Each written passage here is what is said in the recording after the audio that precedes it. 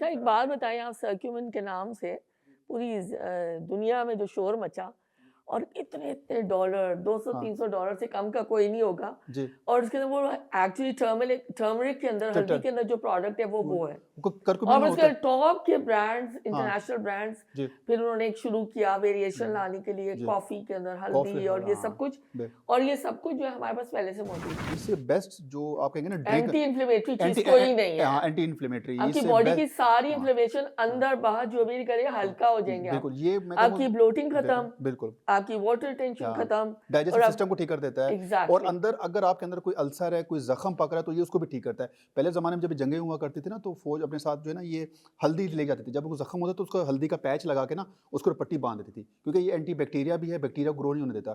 तो अगर आपके अंदर कोई अल्सर बन रहा है, कोई ज़ख्म हो गया अंदर, तो उसके लिए ये बड़ा अच्छा है। लोग जिन लोगों को पाइल्स का इश्यू होता है, उसके लिए भी ये बड़ा इफ़ेक्टिव है। ये अगर हल्दी का इस्तेमाल करें, अंदर से अगर कोई ज़ख्म है, वो उसका ठीक हो जाएगा।